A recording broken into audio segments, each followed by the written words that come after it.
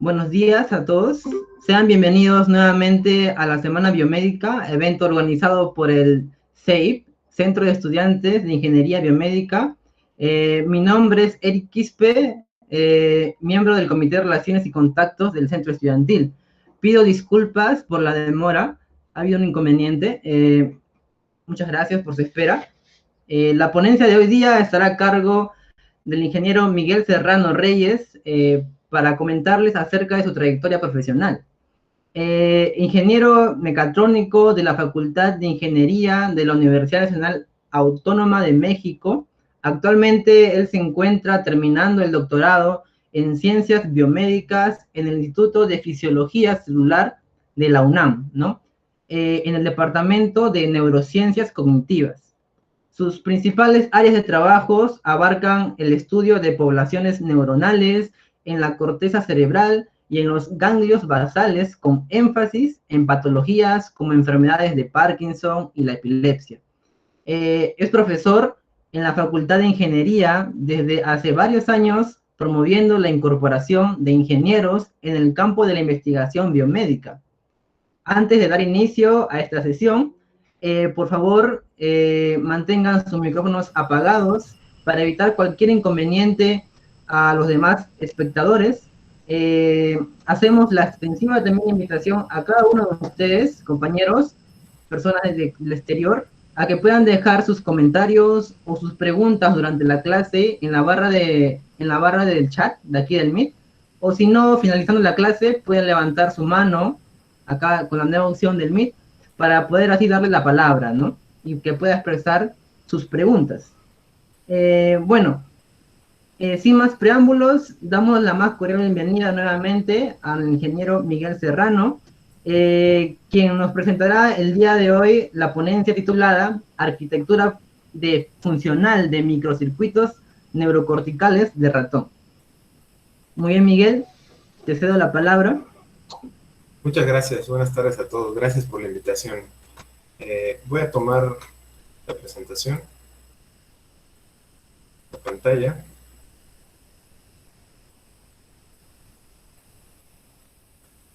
Bueno, creo que ya me están viendo por ahí, ¿no? Bien. Acá tengo mi presentación.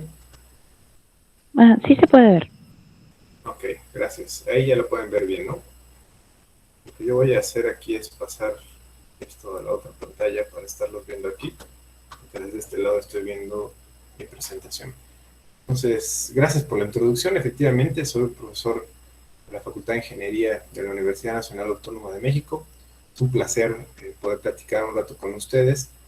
Yo estoy a semanas ya prácticamente de terminar el doctorado en el Instituto de Fisiología Celular de la UNAM, también aquí. En realidad está muy cerca de la Facultad de Ingeniería, atravesando una avenida. Nos encontramos muy cerca y desde hace varios años doy clases a los chicos de Ingeniería Mecatrónica y en los últimos años a los chicos de Ingeniería en Sistemas Biomédicos, tratándolos de acercar un poquito al área de neurociencias. Es un área que ahorita les voy a platicar, donde ustedes tienen un montón de oportunidades de desarrollo. Y pues bueno, lo que les voy a estar platicando el día de hoy es prácticamente mi trabajo principal de doctorado, el doctorado en Ciencias Biomédicas, como se los decía, en el Departamento de Neurociencias Cognitivas. Ahorita les voy a platicar un poco sobre este tipo de cosas, ¿no? Yo llegué aquí por un programa de servicio social, esencialmente, por eso, y desde que llegué aquí me encantó el área de las neurociencias, y voy a tratar a ver si puedo de convencerlos de que ustedes también pueden tener una carrera en esta área, donde al menos aquí en México no hay demasiados ingenieros involucrados, pero desde mi punto de vista es súper esencial que muchos ingenieros estén en un montón de laboratorios, por todas las capacidades técnicas y analíticas que ustedes tienen. Entonces, el título de mi trabajo el día de hoy que les estoy presentando es Arquitectura funcional de microcircuitos neurocorticales de ratón. Ahí, lo había seleccionado aquí. Ok, ahí está. Nuestro trabajo en el laboratorio está sustentado por la teoría de los ensambles neuronales, propuesta por Donald Hebb en 1949, en su libro La organización del comportamiento, un libro muy importante en aquellos años porque la psicología mundial prácticamente estaba dominada por un área que seguramente ustedes han escuchado hablar alguna vez, que se llama el conductismo, ¿no? Y el conductismo fuerte lo que pregonaba era que nosotros básicamente teníamos que preocuparnos por estudiar el comportamiento, sin preguntar qué estaba pasando dentro de esa caja negra que ellos consideraban que era el cerebro, ¿no? Donald Hebb en aquellos años propuso una teoría, solamente eran unas hipótesis que ahorita les voy a mencionar, que planteaban la posibilidad de que nosotros pudiéramos estudiar de alguna manera en el cerebro cambios metabólicos que podrían relacionarse con las conductas que nosotros podemos aprender a lo largo de nuestra vida, ¿no? Y bueno, para no hacer tan largo la historia, se los voy a mostrar aquí rápidamente. Donald Hebb propuso en 1949, como les decía, que el circuito básico está formado por grupos de neuronas interconectadas, donde las sinapsis que más se usan se refuerzan y las que menos se usan se debilitan. ¿Sí? Hay que recordar ahí un poquito de dónde viene este tipo de cosas. Este tipo de ideas viene del condicionamiento clásico de Pavlov. Seguramente ustedes también lo habrán visto alguna vez. Estos experimentos donde medían la producción de saliva en perros ante la presencia de comida justo enfrente de ellos, ¿no? Era el estímulo no condicionado, porque pues si tú tienes un perro hambriento y le pones un pedazo de carne enfrente, pues va a empezar a salivar, se lo va a querer comer, ¿no? Pero lo que hicieron en aquellos años fue asociar el sonido de una campana,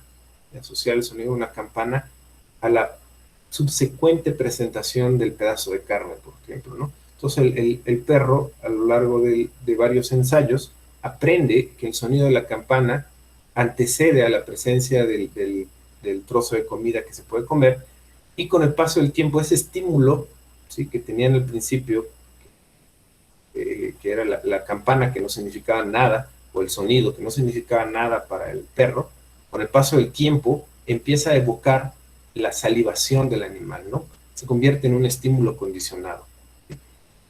Donald Hebb propone, entonces, con estas hipótesis que están viendo por aquí, una idea de cómo podría estar sucediendo este fenómeno. Entonces aquí la frase importante es: las sinapsis que más se usan se refuerzan y las que menos se usan se debilitan. Si las sinapsis cambian su fuerza con el uso, pero pueden más o menos seguirme por ahí, entonces deberían formarte circuitos conectados de forma preferente, ¿no? La última de ellas es una trayectoria recurrente o ciclo de actividad reverberante podría codificar memorias de trabajo, secuencias motoras, procedimientos, rutinas, etc. Voy a tratar de explicarles estas tres ideas con las imágenes que han estado viendo desde que puse esta diapositiva. Como pueden ver, a la izquierda hay ciertos estímulos, hay ciertas cosas que suceden en el ambiente, y en el cerebro de esta persona, pues bueno, sabemos, la información sensorial llega por unas vías determinadas. El problema de la representación en el cerebro es un problema prácticamente que ha sido estudiado durante los últimos 100 años, es un problema que sabemos más o menos cómo sucede a grandes rasgos.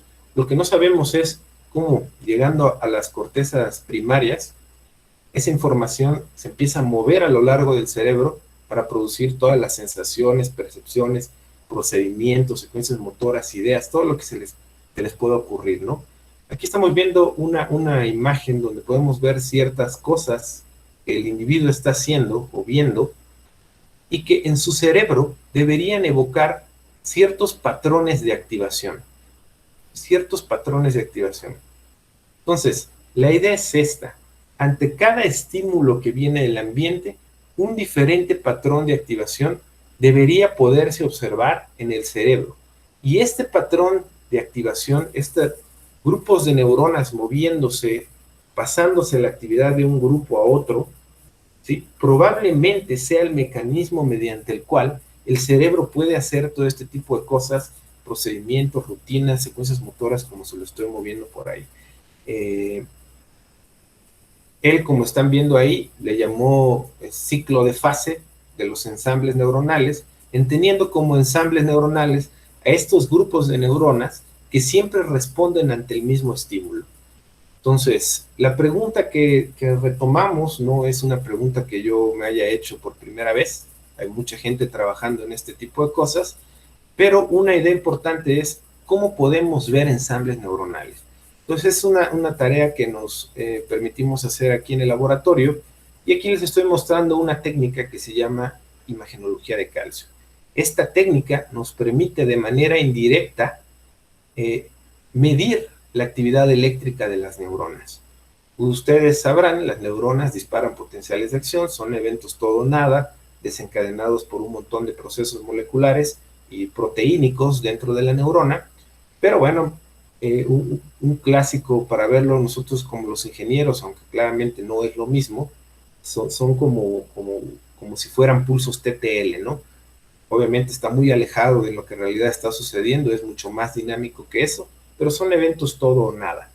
Lo que estamos viendo aquí arriba, en esta película, es un registro simultáneo. Aquí se alcanza a ver una neurona, y aquí está una pipeta de registro. Esta pipeta de registro está tocando la neurona, de tal manera que nos permite medir el cambio de voltaje dentro de la neurona. Acá arriba lo estamos viendo, pero además, esa neurona que está ahí expresa una proteína fluorescente, ¿sí?, que tiene una capacidad muy especial. Solamente tiene capacidad de fluorecer cuando se une a calcio. Y eso lo convierte, esa característica particular lo convierte en un excelente sensor de los potenciales de acción, porque cuando las neuronas disparan potenciales de acción, uno de sus mecanismos moleculares es que el calcio extracelular de la neurona entra al espacio intracelular, y solamente en ese pequeño momento entonces la proteína fluorescente adquiere propiedades fluorescentes, ¿sí?, y la podemos ver brillar. Entonces, básicamente, lo que están viendo acá abajo, este trazo que se ve acá abajo, en la parte de abajo de los potenciales de acción de esa figura, es el cambio de fluorescencia de la neurona, de la región de la neurona que ustedes pueden ver arriba.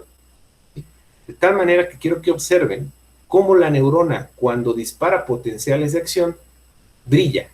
Miren, ahí brilló y ahorita está a punto de volver a brillar. Ahí está brillando. Entonces, esta técnica nos permite, mediante dispositivos ópticos, con las manipulaciones adecuadas que ahorita les voy a platicar, nos permite medir de manera indirecta la actividad eléctrica de cada una de las neuronas. Y esa no es la ventaja principal. La ventaja principal es que yo puedo expresar esta proteína fluorescente en un montón de neuronas al mismo tiempo. Aquí les estoy mostrando un video de la corteza motora del ratón, que es donde pudieron ver la presentación. Trata de eso, es el área donde yo estoy trabajando desde hace varios años, que es esta región verde que están viendo por acá, ¿no? Bueno, aquí obviamente esta es una región tridimensional, yo nada más tengo un plano. Es una de las grandes limitaciones, pero aún con esa limitación, yo puedo observar una dinámica muy rica como la que están viendo aquí. Cada punto que ustedes están viendo por acá es una neurona disparando potenciales de acción. Entonces, ¿de qué se trata el experimento? Yo tengo que capturar un video, obtener un video como este que están viendo aquí, ¿sí? Y a partir de este video yo tengo que extraer la información de la actividad de cada una de las neuronas que están viendo ahí. Pero eso es fantástico, porque entonces esta técnica me permite estudiar decenas de neuronas al mismo tiempo, ¿sí?, y poder observar cómo se interrelacionan entre ellos, porque es un problema de las neurociencias, ¿sí? Un problema de las neurociencias moderno es que si yo agarro, voy a exagerar, pero aún esa exageración es cierta, si yo agarro 5 neuronas de las que están viendo ahí, ¿sí?, ahorita nadie tiene una explicación concisa de cómo esas 5 neuronas hacen su trabajo en el cerebro. ¿Estamos? No existe como tal una explicación. Entonces, esta técnica, a diferencia de las técnicas que son de registro único, me permite poder estudiar eso con diferentes metodologías, que es algo que yo me he estado peleando desde hace muchísimo tiempo, desde que empecé a trabajar con este tipo de cosas. Cuando yo vi esto y cuando yo vi los métodos de análisis, me enamoré de esto, y definitivamente que casi muchas cosas de lo que estudié en la licenciatura me ayudaron a proponer nuevos métodos de análisis para este tipo de cosas, ¿no? Pero bueno, ¿qué es lo que hacemos? Les voy a platicar rápidamente. Todo esto, todos los pasitos que están viendo aquí, pues como ingeniero, los tuvimos que programar en un determinado momento. Todo ya lo tenemos automatizado. Perdón, ¿alguien tiene una pregunta por ahí? O creo que desapareció, más bien creo que tuvo problema en su conexión, ¿no? Les mencionaba, todos los métodos, todo lo que les voy a platicar ahorita, ya lo tenemos implementado en el laboratorio. Y una cosa que uno puede observar aquí en la Universidad Nacional Autónoma de México, hay muchísimos laboratorios de investigación, pero hay pocos que tengan la capacidad de poder hacer sus propios software de análisis, como lo que les voy a platicar ahorita, que les digo que ya todo está en la computadora, ¿sí? La mayoría de los laboratorios que no tienen chicos de ingeniería, ¿sí?, tienen que sobrevivir usando cosas que anden por ahí en la red. Entonces se descargan un software que hace esto, porque claramente hay muchos softwares que hacen esto, ¿sí? Y básicamente sus alumnos aprenden a picar los botones por todos lados y al final obtienen más o menos resultados, pero si le preguntas exactamente qué es lo que está haciendo al obtener, por ejemplo, una figura como esta que están viendo acá abajo, van a tener muchos problemas en explicárselo, ¿no? De ahí la importancia, creo desde mi punto de vista, de que cada laboratorio, claro, sí te ayudas de las ideas generales que puedan existir en artículos y en ciertos softwares particulares, pero en general es muy, muy, muy buen ejercicio para un grupo colaborativo el poder hacer las cosas por ti mismo, ¿no? Entonces les voy a platicar rápidamente cómo analizamos esto. Aquí están viendo otra vez un poquito el video, por ahí se alcanzan a ver un montón de manchas, y lo que hay que hacer es identificar las regiones de interés. Ya, como tal, las regiones de interés pues son neuronas que están brillando, que están encendiendo y apagándose. Para eso se puede hacerse a mano. Cuando yo llegué aquí se hacía a mano. En los últimos años desarrollamos un software para que de manera automática, con algoritmos de Machine Learning, pueda reconocer cada una de las regiones que están brillando ahí y me ahorre un montón de trabajo visual de tener que estar buscando cada uno de ellos a lo largo del video, porque regularmente un experimento, un video normal dura unos 10 minutos, pero un protocolo completo puede durar hasta 1 hora. Entonces estar en un video en 1 hora buscando neuronas brillando es muy cansado y aparte te lleva muchísimo tiempo y desde que la primera vez que lo hice dije yo, esto se puede automatizar y bueno, esto ya está, se puede hacer de manera automática. Seleccionamos cada una de estas regiones de interés y entonces, ustedes se lo pueden imaginar sin ningún problema, pues esto es un video, hay píxeles ahí. Cuando yo selecciono una superficie de los píxeles, yo puedo calcular en cada uno de los cuadros de la película, en cada uno de los frames, puedo calcular la intensidad promedio de los píxeles que están dentro de la región de interés, ¿no? Es algo así como medir qué tanto brilla, ¿vamos? Entonces, una vez que yo hice esto, obtengo una figura como esta que están viendo acá, que se parece mucho a la que vimos anteriormente, que son las señales de calcio. Les llamamos señales de calcio porque se lo mencioné. Esta técnica de imagenología de calcio en realidad está sensando el calcio intracelular de la neurona. Pero el calcio intracelular de la neurona aumenta cuando dispara potenciales de acción. Entonces, estas señales de calcio las pueden ver aquí. Básicamente, por ejemplo, si yo me fijo en esta neurona 3, miren, podría predecir, aquí está negra, y luego aquí está un poquito blanco, negro, blanco, y así sucesivamente, todo lo demás que están viendo arriba, ¿no? Ahora, una vez que tenemos las señales de calcio, estas que están viendo acá arriba, tenemos que extraer la actividad, tratar de predecir hasta cierto punto si ese cambio de fluorescencia de la neurona está asociado a potenciales de acción, ¿no? Por ahí hay un método que usamos mucho de Vogelstein, que publicó en el 2010, una de convolución no negativa. Básicamente la idea es, si tú tuvieras una delta de Dirac, una exponencial de subida, una exponencial de bajada, ruido gaussiano, lo convolucionas, esa delta de Dirac sería el potencial de acción, vas a obtener un trazo como este de una señal de calcio. Entonces, si tú tienes las señales de calcio, ve al revés, de convoluciona, quítale el ruido, quítale el exponencial, quédate con la delta de Dirac, que en teoría es el disparo del potencial de acción.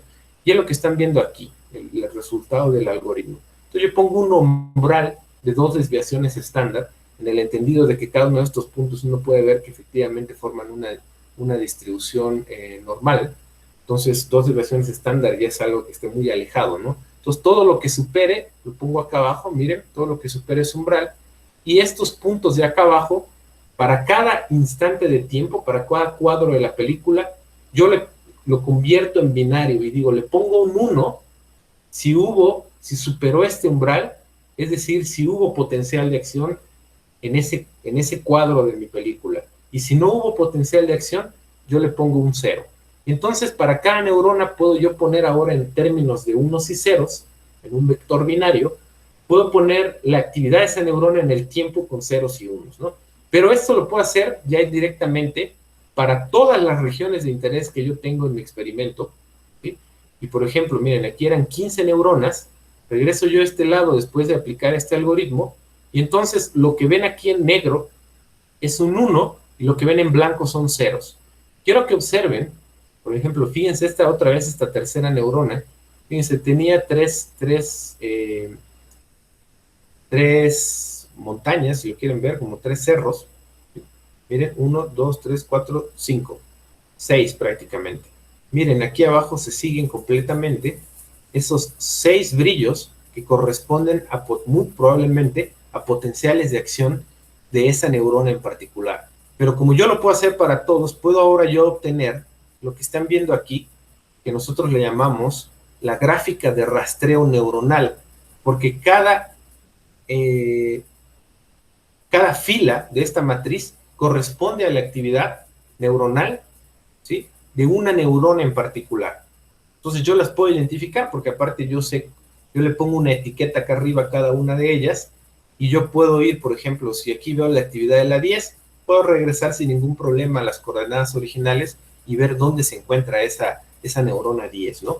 Pero bueno, este es solamente un ejemplo para platicarles cómo hacemos esta obtención de esta gráfica de rastreo neuronal, que es como el preprocesamiento, cómo sacamos los datos para poder trabajar con algoritmos más complejos que esto que están viendo aquí. Esto solamente es metodológico.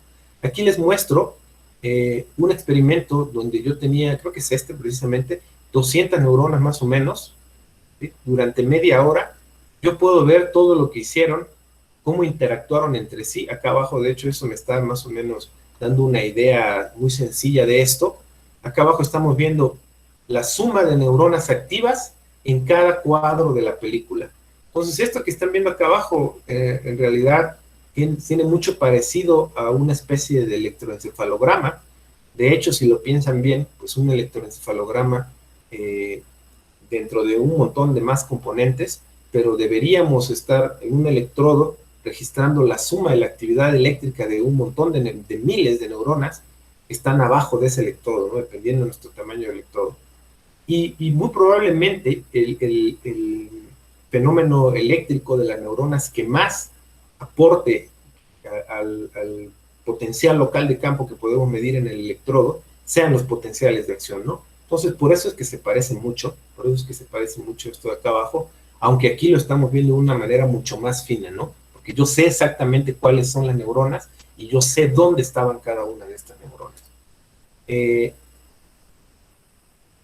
Otra de las cosas que hicimos fue, una vez que tenemos el raster plot, voy a tratar de explicarlo lo más rápido posible, pues esta es una matriz, ¿no? Entonces, aquí están viendo en esta pequeña animación permutaciones en filas.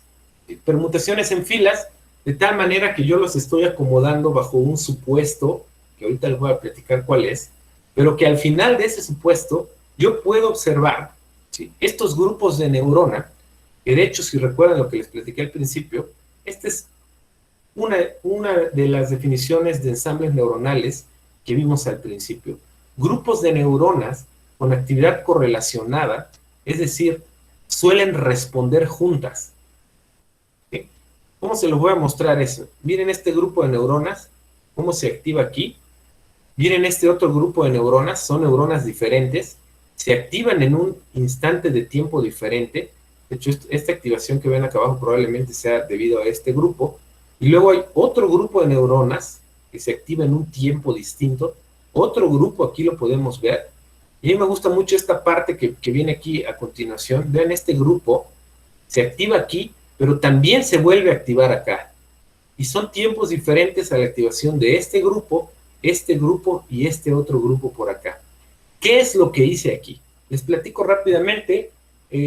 Tomo los patrones de actividad de cada una de las neuronas a lo largo de todo el experimento, calculo una medida de similitud. Ahí hay muchísimas medidas de similitud. Particularmente yo me inclino más por la correlación principalmente porque es una cosa muy utilizada en neurociencias y esencialmente se puede usar cualquier otra cosa, distancia de Jacquard, Hamming, coseno, euclidianos, pueden usar cualquier cosa que tenga que ver con similitud, les va a dar resultados similares, ¿no? Porque la idea es que una vez que yo tengo eso, yo voy a formar una especie de grafo, una especie de red, ¿sí?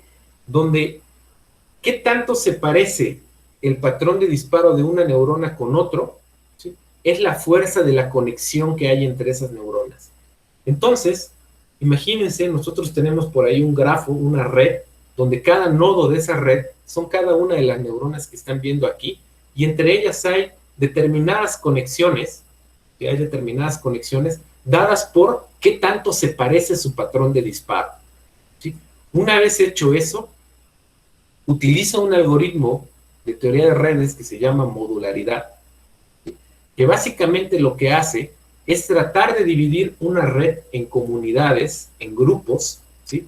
Donde estos grupos quedan divididos de tal manera que está maximizado el número de conexiones que hay dentro de ese grupo y minimizado el número de conexiones contra los demás grupos.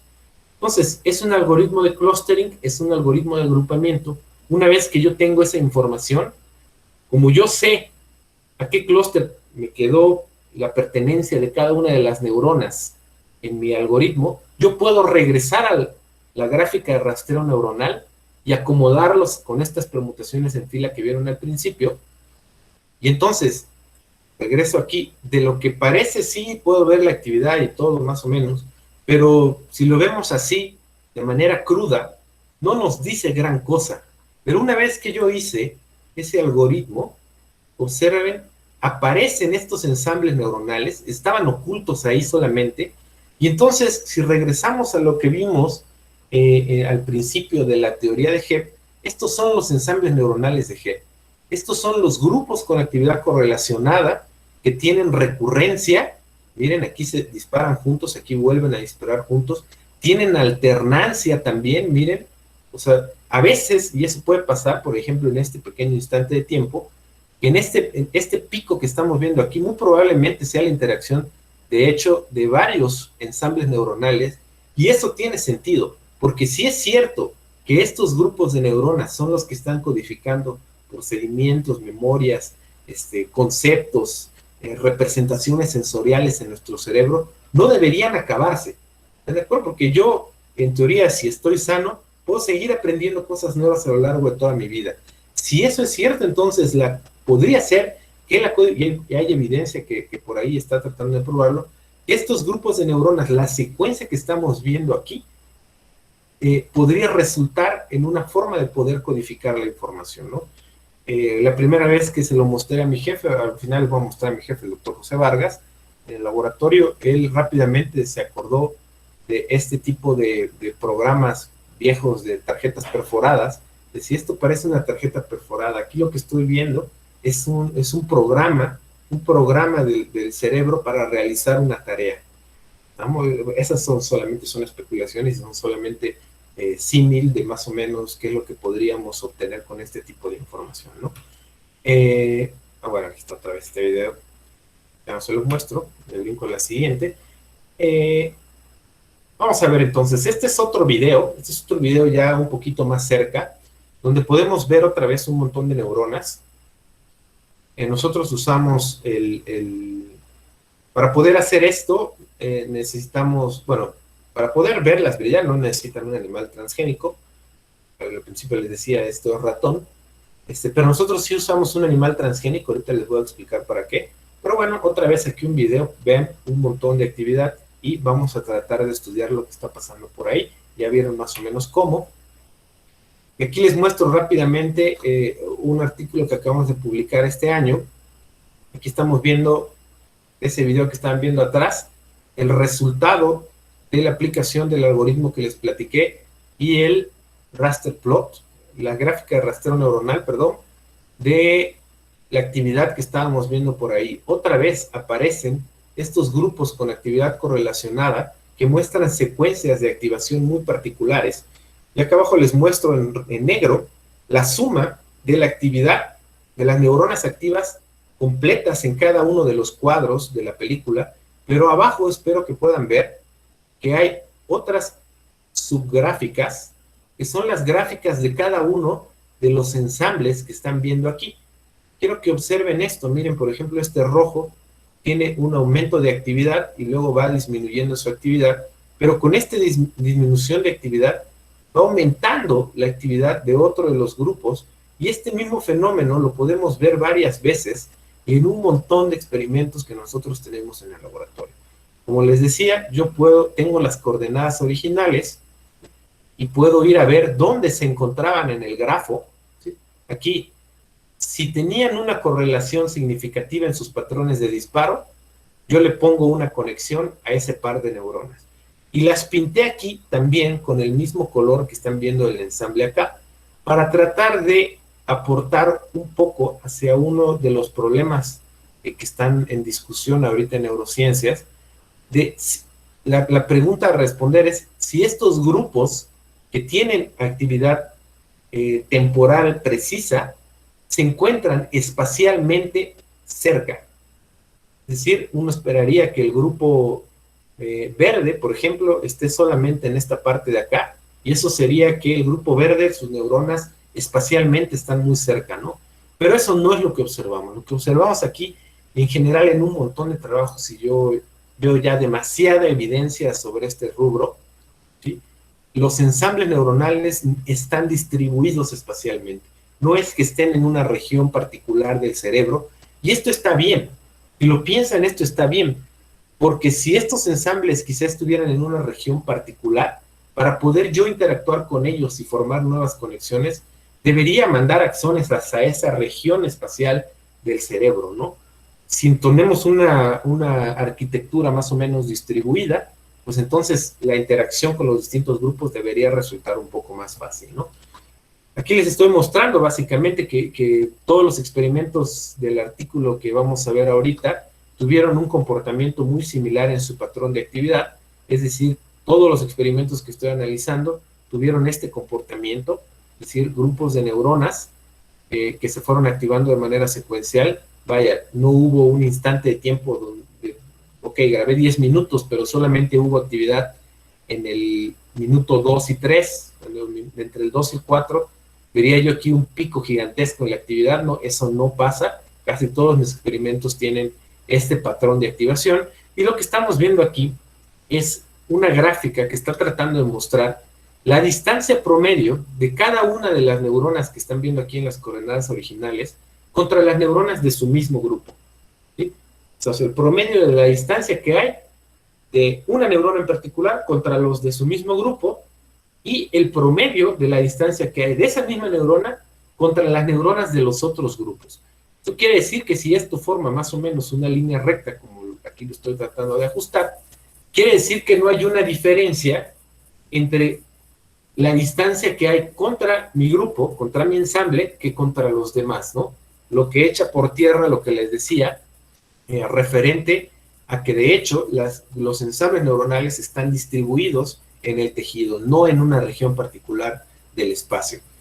Y luego acá abajo, una medida muy clásica de redes, que nos habla sobre la forma en la que están conectados, la topología de la red, que es la distribución del número de conexiones de cada uno de los nodos que están viendo en esta red. El número de conexiones, en teoría de red se le llama grado. Entonces, el grado de una neurona no es más que cuántas neuronas están conectadas a él, ¿no? Y lo que podemos ver es que tienen esta forma, la forma que están viendo acá. Es decir, hay muchas neuronas que tienen bien poquitas conexiones, ¿sí? Y hay muy pocas neuronas que tienen muchísimas conexiones. Eso en teoría de redes recibe particular importancia porque a esos nodos que tienen un grado muy alto se les conoce como concentradores, como hubs, ¿sí? Entonces, lo que están viendo acá arriba, pueden ver que las neuronas, a lo mejor ya se lo habían preguntado, tienen diferente tamaño. El tamaño aquí representa el número de conexiones, el grado de esa neurona en particular.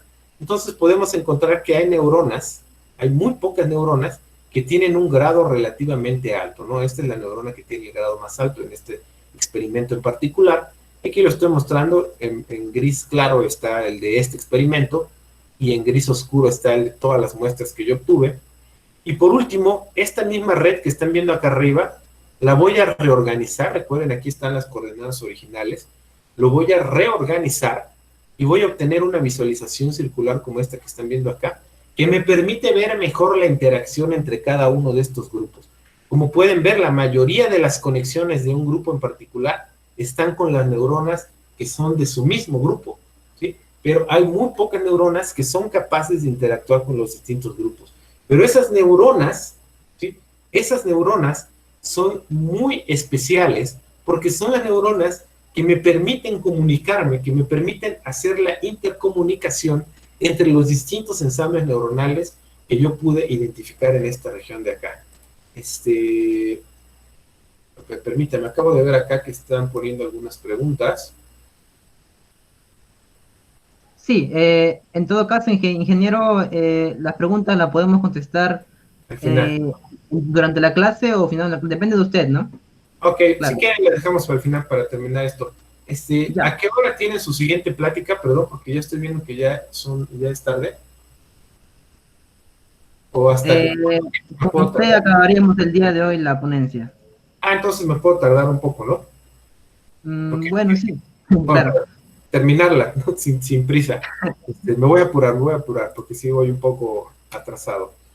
Bueno, una vez que tenemos esto, hay que considerar también que en la corteza motora en la corteza cerebral en general, hay muchísimos tipos de neuronas, El 80% de las neuronas son excitatorias y les ponemos el nombre de neuronas piramidales, pero hay más o menos un 20% de neuronas que son GABAérgicas, que expresan un montón de proteínas distintas, que tienen formas distintas, ¿sí? Que tienen targets diferentes a las neuronas piramidales y entre ellas, y en general estas son las que suelen ser las de mayor dificultad de estudio y que los esfuerzos internacionales están tratando de identificar su función en los circuitos corticales. Yo me voy a fijar en un grupo muy particular, que son estas que están acá, que son las de canasta y las chandelier. Estas son las chandelier, las de candelabro. Las de canasta son estas que están aquí, estas son las de canasta, estas que están por acá. Este tipo de neuronas tienen características particulares, expresan todas una proteína que a lo mejor ustedes han escuchado. La proteína se llama parvalbúmina. Desde este momento le voy a decir PB positivas, o sea, positivas a parvalbúmina. Y tienen también una característica muy especial, son las que disparan a frecuencias más altas dentro del cerebro. Y para esto entonces nosotros sí necesitamos un animal transgénico.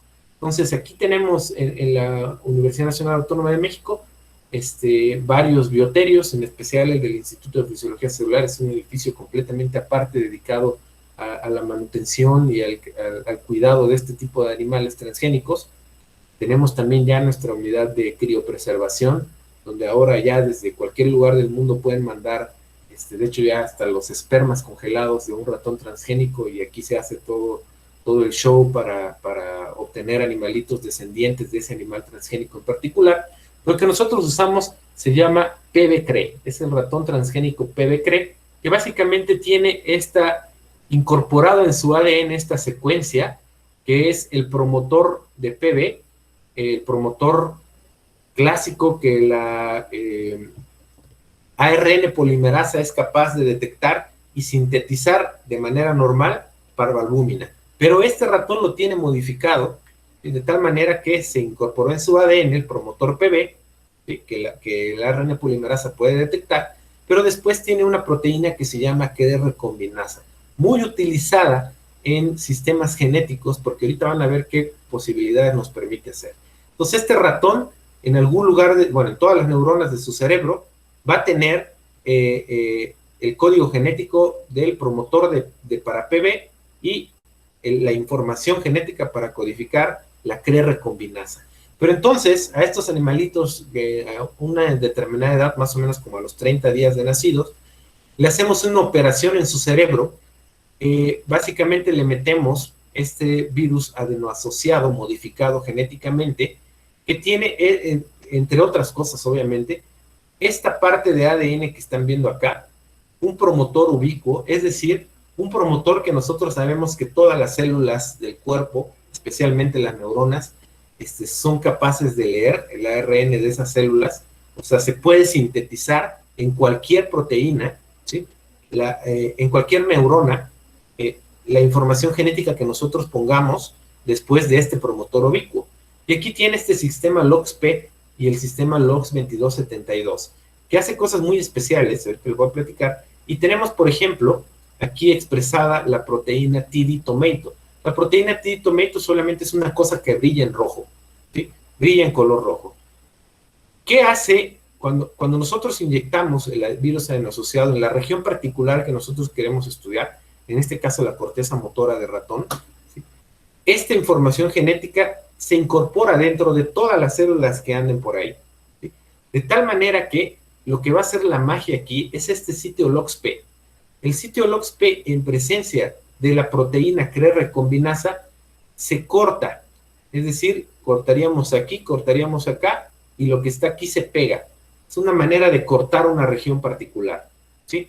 Pero el sistema LOX2272 lo que hace es voltear el código genético, ¿sí? Porque no sé si lo notaron aquí, pero el TD tomato estaba al revés. De tal manera que esto, aunque aquí podía llegar la ARN polimerasa, no podía leer el TD tomato porque la información genética estaba al revés, prácticamente.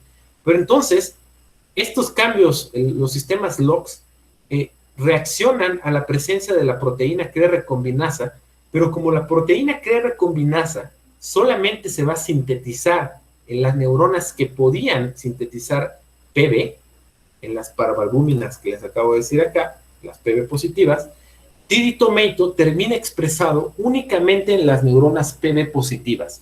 De tal manera que lo que yo voy a observar en el microscopio es algo como lo que están viendo aquí. Las neuronas que expresan paravalbúmina, que son PB positivas, van a brillar con un color particular. Entonces, en el microscopio hacemos las manipulaciones necesarias para poder observar estas longitudes de onda, y entonces en este momento yo ya sé cuáles neuronas, ¿sí?, son PB positivas en mi experimento que les había estado mostrando, ¿no? Ya voy a brincar esta parte de acá arriba, que es básicamente mostrar cuáles eran PB. Esta es una foto de las PB, y estas son fotos de distintos cuadros de la película donde podemos identificar que hay algunas PB activas que estaban previamente identificadas. Entonces yo puedo formar el raster plot que están viendo aquí, el raster plot que están viendo por acá. En colores más oscuros estoy marcando a las neuronas PB positivas. ¿Cuál es la importancia de estas neuronas PB positivas? Estas neuronas son inhibitorias, de tal manera que lo que estamos encontrando aquí es que cada grupo, cada ensamble neuronal que yo soy capaz de identificar en el tejido, tiene su propia interneurona GABAérgica inhibitoria. Eso es esencial. A mí me emocionó mucho cuando lo encontramos, ¿sí? Porque eso quiere decir que probablemente esta neurona PB, que es la única capaz de inhibir a otros grupos de neuronas, ¿sí?, probablemente esté mediando, o sea necesario que cada uno de estos grupos, ensambles neuronales, tenga un mecanismo de inhibición para que en un determinado instante de tiempo sea ese grupo el que dispare y no los grupos que están cerca de él los que tengan una activación. Si no existieran estas neuronas inhibitorias, sería muy difícil explicar la secuencia de activación que nosotros podemos observar en cada uno de estos casos, ¿no? Ahora sí, aquí ya para irme un poquito más rápido, les voy a platicar esencialmente lo que estamos viendo aquí. Estamos tratando de sacar el backbone, como el esqueleto, como la médula del grafo que estamos viendo acá arriba, quitando a los nodos que tienen muy pocas conexiones, ¿sí? Básicamente me estoy quedando con los nodos que tienen un determinado número de conexiones, que es lo que en teoría de redes se conoce como el Rich Club, el régimen del club rico, de cuáles son las neuronas que son como el esqueleto de la red. y resulta que gran parte de esas neuronas que se quedan en el esqueleto de la red efectivamente son las neuronas PB positivas, ¿no? Me voy a ir ya un poquito más rápido. Les voy a platicar qué fue lo que hicimos aquí. Como mencioné al principio, yo estoy en un laboratorio donde históricamente se ha trabajado con la enfermedad de Parkinson. No les voy a platicar ahorita de la enfermedad de Parkinson, pero sí les voy a platicar del aspecto de la epilepsia, ¿no? Entonces nosotros agarramos nuestro experimento y le pusimos 2 fármacos, bricoculina, y disminuimos el magnesio, y fuimos capaces de generar crisis epilépticas. Entonces, seguramente ustedes han estado familiarizados alguna vez, han visto una crisis epiléptica o estudian algo que tenga relacionado con eso. Regularmente lo solemos ver con electroencefalogramas, ¿no? Pero aquí están viendo una crisis epiléptica, pero a nivel resolución de célula única. Es decir, puedo ver qué es lo que están haciendo las neuronas allí en particular, ¿no? Y lo que pueden ver, de hecho, es que las neuronas disparan de una manera descontrolada. Vamos a tratar de estudiar esto que están viendo por acá, y de hecho, pues tenemos la misma preparación. Yo puedo sacar el raster plot, y aquí estamos viendo estas crisis, que de hecho, si ustedes conocen un poquito más sobre esto, corresponden en tiempo y forma a lo que se conoce como las descargas epileptiformes interictales. ¿Sí? Estas descargas que podemos ver en el electroencefalograma como picos muy grandes de actividad, que se llaman interictales porque regularmente están entre las zonas ictales, entendiéndose como la zona ictal, la zona de la convulsión o la zona del seizure, donde el electroencefalograma se vuelve loco, ¿no? Básicamente quiero que observen esta parte de acá. Somos capaces con el mismo algoritmo de disectar entre 2 grandes ensambles que se forman acá, un grupo de neuronas que tiene un instante de activación muy corto y otro grupo de neuronas que tiene una activación muchísimo más larga. Para hacer un poco más resumen esta presentación, la gran parte de este ensamble de activación más prolongada tiene a la gran mayoría de las neuronas PB positivas, ¿sí? Lo que les muestro acá abajo son un montón de parámetros de red, porque es algo que a mí me gusta muchísimo, la teoría de redes, la teoría de redes complejas, es algo que a mí me gusta muchísimo. Por aquí hay un montón de parámetros que tienen que ver con redes, el coeficiente de agrupamiento, la longitud característica, y todo esto para darnos, especialmente estos 2 que están viendo por aquí, que se ve claramente que cambian demasiado, nos pueden dar una medida de una característica muy especial que comparten algunas redes, que son las de mundo pequeño. Voy a tratar de ser rápido en esto. Seguramente ustedes han escuchado esa teoría de los 6 grados de separación, ¿no? Esa teoría ya es súper vieja, de Milgram, desde mediados del siglo XX, donde básicamente dice esa teoría que tú conoces a cualquier persona del mundo a través de 6 contactos, ¿no? Eso ha cambiado completamente, ¿no? Para empezar, ese estudio fue hecho solamente en Estados Unidos con bien poquitas personas, repetido con redes sociales en la primera década de los 2000, la década pasada, perdón, llegaron a una conclusión de que son como 4, pero pues en aquellos años todavía ni siquiera había tantas redes sociales como tenemos ahora, quién sabe cuánto sea ahora, probablemente sea 2 punto algo seguramente, pero ¿cuál es la idea de estas redes de mundo pequeño? Las redes de mundo pequeño tienen ciertas características. ¿Cuáles son? La intercomunicación entre los distintos nodos es eficiente, ¿sí? Y tiende a formar grupos a muy grandes rasgos, ¿no? Entonces, nuestra actividad espontánea efectivamente cae dentro de una red de tipo de mundo pequeño, tiene una alta eficiencia en la comunicación, ¿sí? Y forma grupos, lo vimos de hecho, ¿sí? Y las crisis interictales que acabamos de ver se van hasta otro modelo de tipo de redes que son las regulares, donde las conexiones están muy definidas y también hay grupos, pero están muy como sobreexpuestos, ¿estamos? Básicamente acá abajo lo que estoy mostrando es las diferencias en esta oración y las diferencias en la pertenencia, tratar de mostrar que efectivamente las PB son las que están durando más en estas crisis interictales. Pues les muestro otra de las técnicas que nosotros usamos en el laboratorio, con un apoyo de un donativo de un consejo aquí de Ciencia de México. Pudimos comprar estos multiarreglos de electrodos que están viendo por acá. Es un aparato que tiene 120 electrodos separados, 200 micras cada uno de ellos, y yo puedo poner la rebanada de tejido, aquí se alcanza a ver una rebanada de cerebro, La puedo poner ahí y puedo registrar los eventos eléctricos que estén sucediendo en cada uno de los distintos electrodos. Y aquí les muestro cómo se ve el registro crudo, ¿sí? Cómo se ve el registro crudo en uno de los electrodos, en este que está aquí, es este registro, y en este otro electrodo es este otro registro. Se ve clarísimo las crisis interictales. Si ustedes han visto crisis interictales y están familiarizados con ellos, los habrán visto en el electroencefalograma. Es muy parecido a lo que estamos viendo aquí, estas crisis interictales, solo que aquí estamos muy cerca de las neuronas y podemos no solamente ver cuál es la propagación de cada una de estas cosas, podemos calcular la amplitud de los eventos, la velocidad de propagación de cada uno de las crisis interictales, y les muestro aquí rápidamente de la información de los electrodos. Yo puedo extraer las espigas, ¿sí? Entonces aquí tengo, por ejemplo, una espiga. Estas no son deducidas, como lo que vimos en imagenología de calcio. Aquí yo estoy viendo efectivamente potenciales de acción desde el lado extracelular de la neurona. Y lo que hay que hacer aquí, metodológicamente, es algo muy similar a lo que vieron. Hay que tratar de identificar, bajo el supuesto de que una neurona, de que la forma del potencial de acción de una neurona es siempre la misma, yo voy a tratar de extraer, si es que puedo encontrar en un electrodo en particular, que haya más de una neurona disparando potenciales de acción. Aquí se alcanza a ver claro, aquí hay una neurona, miren cómo esta neurona tiene una cierta amplitud, ¿sí?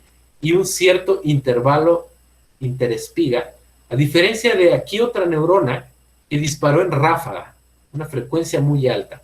Yo todas estas espigas las paso a este trazo, hago un algoritmo de clustering y puedo diferenciar cuáles espigas corresponden a una neurona o a otra. O si hay 3, o si hay 4, ya eso es demasiado, pero bueno, puede suceder, ¿no? Y puedo formar también los raster plots con esta información que estaban viendo, como los que vieron con imagenología de calcio. Y miren aquí, no me sorprendió a mí que apareciera el mismo fenómeno que vimos acá atrás. Miren, con imagenología de calcio, con las espigas únicas. Pero aparte de esto, yo tengo las espigas, pero también puedo calcular el potencial local de campo, que es básicamente poner un filtro pasabajas o poner un filtro pasaaltas a la señal cruda, y yo puedo ver estas oscilaciones que son difíciles de interpretar en términos de potenciales de acción. Son como dos campos muy grandes en neurociencia, el potencial local de campo y las espigas únicas. Con esta técnica yo puedo tener ambas de manera simultánea, y el hecho de tener una mucho mayor tasa de muestreo me permite calcular espectrogramas y poderme mover al espacio de las frecuencias para empezar a describir estas cosas en términos de ritmos cerebrales. También, para todavía dar una mayor evidencia en el sentido de que estas neuronas PB positivas son las que tienen mayor duración de disparo en estas crisis epilépticas interictales, hicimos registros de célula única, identificamos con marcadores en las neuronas piramidales y con inmunohistoquímica también en las neuronas PB positivas, y efectivamente también es un hecho que las neuronas PB positivas tienen una mayor duración de disparo durante estas crisis. Aquí les muestro rápidamente todas las métricas que hicimos, casi todas las que están viendo aquí de manera significativa, y aquí la duración entre eventos de estas crisis interictales no varió para ninguna de las técnicas, lo cual hasta cierto punto, bueno, efectivamente apoya la idea de que lo que estábamos viendo en cada una de estas técnicas eran crisis interictales. A manera de conclusión, ya para terminar esta charla, quiero mostrarles, aquí usamos, ¿sí?, 3 técnicas: imagenología de calcio, registro con multiarreglo de electrodos y registros de célula entera, de célula única, con ayuda de animales transgénicos coexpresando tiditomeito para identificar a las neuronas PB positivas, y GCAM6F para poder registrar de manera indirecta la actividad eléctrica de las neuronas. A las neuronas piramidales y células PB positivas identificamos que tienen una diferente patrón de activación durante las crisis interictales. Además, la actividad espontánea efectivamente muestra ensambles neuronales que se activan en instantes particulares de tiempo con una secuencia de activación particular, los ensambles neuronales hebbianos. Análisis de redes que por ahí pudieron ver, ya me lo brinqué un poco para no tardarme mucho más, pero es algo que les digo, que hay libros enteros dedicados a este tipo de cosas, es una cosa muy de moda en estos tiempos en neurociencias y en general en un montón de áreas. Y la descripción de la actividad, como les decía, va relacionado con esto de las células PB positivas. Durante las crisis interictales siguen surgiendo dudas con esto, todavía tenemos otros trabajos con otros fármacos tratando de provocar otros tipos de epilepsia, porque ustedes sabrán que hay muchos tipos de epilepsia, este es solamente un tipo de epilepsia particular, y todavía sigue surgiendo la duda de si estas crisis interictales producen a las crisis ictales o si nos están protegiendo de alguna manera de las crisis interictales, ¿no? Ese es otro boleto. Pero bueno, con esto quiero ya terminar. Muchas gracias por su atención.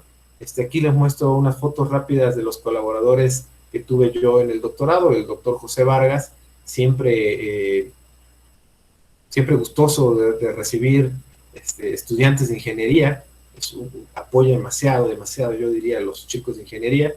Su esposa, la doctora Elvira Galarraga, que está aquí también en el laboratorio, ambos son investigadores del Instituto de Fisiología Celular, estamos aquí en el mismo pasillo, y la colaboración pues es grandísima entre estos dos laboratorios. Ana Brisa, Ariadna, Rosa, Alejandra y Dagoberto, que también estuvieron trabajando en puntos medulares distintos de las metodologías distintas que les estuve platicando por aquí. Pues bueno,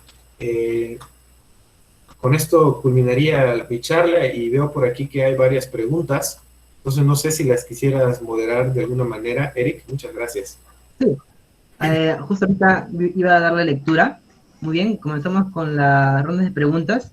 De parte de Arlet David Chuquillanqui, dice, ¿en qué etapa, instrumentación, captura de datos, modulación o procesamiento se encuentra la mayor dificultad? Ok, creo que todas tienen, es un camino, aquí lo platiqué muy rápido, pero es un camino muy largo para poder hacer uno de estos experimentos, ¿no? Porque primero hay que tener el cuidado de los animales transgénicos, hay que estarlos renovando continuamente su carga genética porque se va perdiendo con el paso de los tiempos. Entonces ahí hay un trabajo primero de mantener la línea, ¿no? Una vez por ejemplo, ahí está Ariadna, que ella es la encargada de ese tipo de cosas. Una vez que Ariadna nos dice, este ratón es PB positivo y PB CRE positivo y lo puedes utilizar, viene la parte de obtener las rebanadas. Obtener las rebanadas, a mí particularmente, se los digo como ingeniero, yo cuando llegué al laboratorio, yo me sentía hábil con las manos, porque casi siempre en la licenciatura era yo el que tenía que hacer las plaquitas, ¿no? Hacer mis soldaduras y todo, y según yo me quedaban muy bien y tenía buen pulso, ¿no? Pero la primera vez que tuve que hacer un experimento con un ratón, fue una cosa horrible para mí.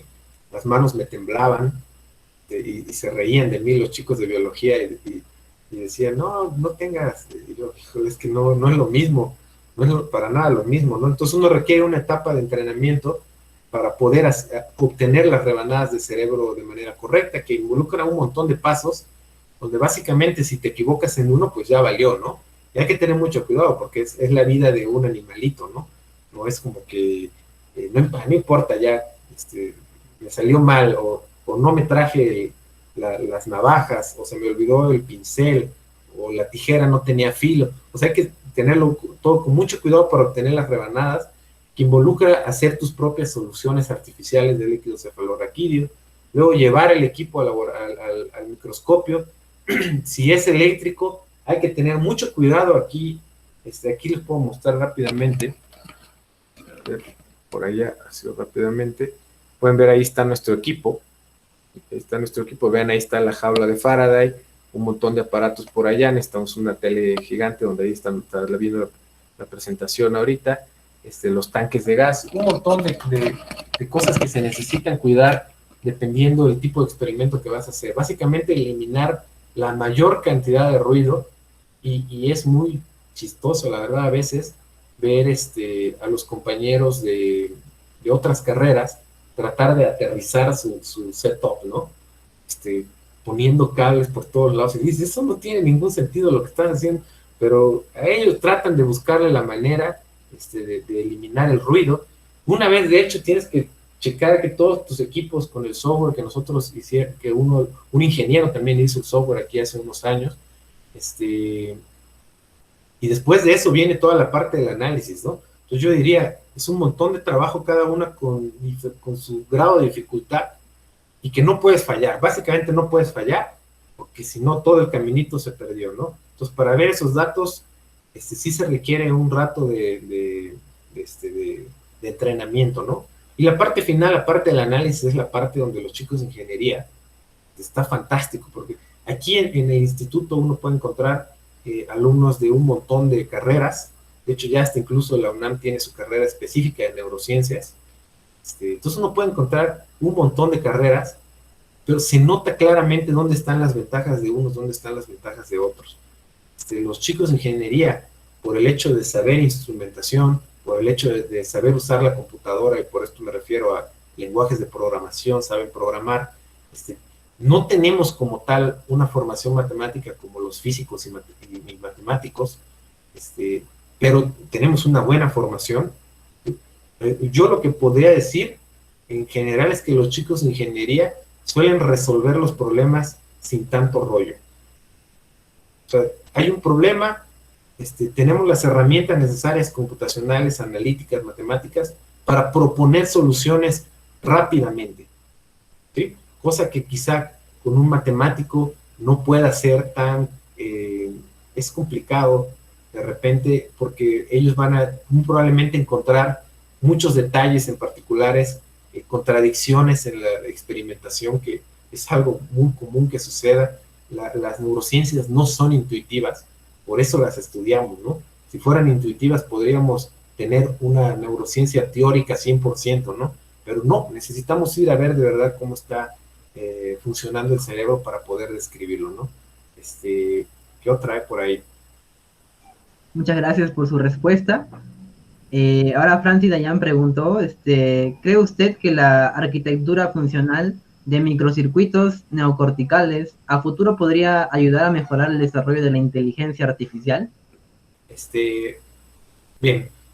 En algún momento, todo este tema de redes neuronales artificiales estuvo estrechamente conectado con la biología, ¿no? De hecho, si ustedes saben redes neuronales artificiales, seguramente conocen el aprendizaje Hebbiano. Hay por ahí algunas redes neuronales muy viejitas que tienen este tipo de aprendizaje, y muchas todavía lo mantienen, ¿no? Pero también hay no Hebbiano y ya un montón de shows. En un momento se empezó a diferenciar demasiado el campo de la inteligencia artificial. Yo diría, inteligencia artificial, pero enfocada ¿a qué? Porque nosotros, los seres humanos, tenemos nuestras redes, están hechas para resolver ciertos problemas. ¿Cuáles problemas? Los del cazador-recolector, que es el Homo sapiens, ¿no? Relacionarnos entre nosotros, tener emociones, hacer operaciones. Nuestro cerebro las puede hacer claramente, nos podemos entrenar, pero no somos nada buenos a comparación de la arquitectura que tiene una computadora, ¿no? Entonces yo diría ahí, para eso del desarrollo de inteligencia artificial, ¿para qué? ¿Quieres que los robots a futuro tengan emociones? Pues sí te debería servir, ¿no? ¿Quieres que resuelvan algoritmos computacionales tremendamente complejos? Quién sabe ahí, ¿no? Depende. El cerebro humano es buenísimo para detectar patrones, ¿sí? Si quieres usar inteligencia artificial para identificar patrones, que es algo muy utilizado, seguramente algo podemos encontrar. Definitivamente que la respuesta creo que al final es depende para qué lo quieres, ¿sí? Pero yo, si para los problemas para los que estamos usando actualmente, yo diría sí, debería poder ayudar el estudio del cerebro para tratar de hacer lo que se conoce como algoritmos bioinspirados, ¿no? Pero hay que tener claro que no los estamos pensando, en realidad la mayoría de la gente no lo piensa para lo mismo, ¿no? Muchas gracias. Ahora Yoshi John Valenzuela pregunta, ¿cuál considera la mayor aplicación que se podría dar al modelo encontrado? ¿O qué limitaciones se deben superar? Híjoles, ¿a qué se referirá por modelo encontrado? voy a tratar de platicar un poquito, debe ser sobre los ensambles neuronales, ¿no? Hay otra gran rama en las neurociencias, que es la parte de la codificación neuronal. El problema de saber cómo las neuronas utilizan la información que llega por las vías sensoriales para formar todo lo que ustedes se pueden imaginar. Por ejemplo, el problema de la conciencia. Hace muchos años, conciencia pues no se podía estudiar. Era algo como metafísico, a cierto punto. Pero actualmente tenemos ciertas herramientas que nos permiten estudiar las bases neuronales de la conciencia, ¿no? Entonces, no sabemos todavía cómo funciona, pero sabemos que está ahí, ¿sí? Y para eso entonces hay un montón de estrategias que se pueden seguir para tratar de entender qué es lo que están haciendo las neuronas, ¿sí? Yo lo voy a decir particularmente, yo creo que efectivamente, para mí es un hecho que las neuronas están inmersas en una red. Es una red neuronal. Entonces, todo el campo de redes neuronales artificiales está ahorita muy enfocado hacia resolver problemas como sea. Si pudiéramos hacer un match entre redes neuronales artificiales y lo que podemos observar en este momento con las tecnologías que tenemos de qué es lo que está haciendo el cerebro, para mí sería fantástico. Porque formalmente lo que estamos viendo aquí es solamente lo que están haciendo las neuronas, es decir, se organizan en grupos, tienen secuencias de activación, pero solamente es una observación de lo que están haciendo. ¿Qué están haciendo? No lo sabemos. ¿Están de acuerdo? Y hay otro grupo que se fija en la neurona individual y trata de medir estadísticamente que una neurona podría estar codificando una parte específica, muy específica de la conducta. Otra vez, nos hace falta ver, no desde el punto de vista individual, sino cómo en conjunto las neuronas de alguna manera se las ingenian para resolver problemas. Y eso, desde mi punto de vista, está en una red neuronal. No debería sorprendernos si nosotros vemos una arquitectura de una red convolucional moderna, una locura, ¿sí? Si nosotros pudiéramos ver ciertas cosas nada más del funcionamiento de esa red, podríamos hacer todo el conjunto de descripciones que nosotros ahorita estamos haciendo con lo que vemos en el cerebro, ¿no? Pero esa regla general, ese modelo que está de fondo con el cual funciona esa red convolucional, todavía estamos súper lejos para encontrarla en el cerebro, ¿no? Bueno. Sí, ahí también hay un comentario de Adrián Rodrigo hablando sobre felicitarla a usted por la explicación, por esa pasión que tiene por la investigación de parte de Adrián, ¿no? Y también tengo una pregunta más que me hicieron por interno, no lo escribieron acá en el Meet, pero voy a hacerle lectura. Dice, mencionó algo sobre suprimir la acción de unas neuronas para poder estudiar otra mejor. Entonces, inhibir no afectaría al estudio de la funcionalidad de otras neuronas. A ver, si yo inhibo una neurona, que esa afecte al estudio de otras neuronas, o cómo fue, perdón. ¿Lo podrías repetir mejor, perdón? Claro, dice, mencionó sobre suprimir la acción de unas neuronas para poder estudiar una mejor. Ahora, inhibir no afectaría al estudio de la funcionalidad de otras neuronas. Se refiere más o menos al futuro. Ajá. Bueno, yo no inhibí las neuronas. Ellas solitas se inhibieron. O sea, hay maneras con optogenética, una técnica que te permite con luz activar o desactivar grupos de neuronas. Hay maneras de, controlado por el experimentador, inhibir a ciertos grupos neuronales. Pero en este trabajo yo no lo hice. Ahora, lo que está diciendo aquí sería entonces bajo ese aspecto de los experimentos donde uno puede inhibir, ¿no? Pero vaya, lo que estarías haciendo ahí es, bajo unas reglas particulares, tratar de hacer un experimento, ¿no? De experimentar algo. ¿qué pasa si yo inhibo a este grupo de neuronas? ¿Sí? Y ya no, eso ya no entraría dentro de la idea de actividad espontánea. ¿Sí? Sería actividad evocada por la inhibición de cierto grupo de neuronas. Entonces, la respuesta a lo que dice ahí es, hay un mundo más hay que considerarlo, obviamente, ¿sí? Pero depende de qué es lo que estás tratando de decir. ¿Cuál es la respuesta que estás tratando de preguntar? Muy bien. Bueno, ya resuelto las preguntas de nuestros espectadores, de nuestros compañeros. Quiero agradecer una vez más el agradecimiento hacia usted, ingeniero Miguel Serrano Reyes, por participar como ponente en esta primera semana biomédica que hemos tenido. Estamos muy agradecidos con tu presencia, en realidad. Agradecemos la ponencia que nos has dado, es en realidad nos anima a nosotros a poder investigarnos más, ¿no? En este mundo de la biomédica, de las neuronas, de la investigación. Y bueno, muchas gracias, agradezco su presencia.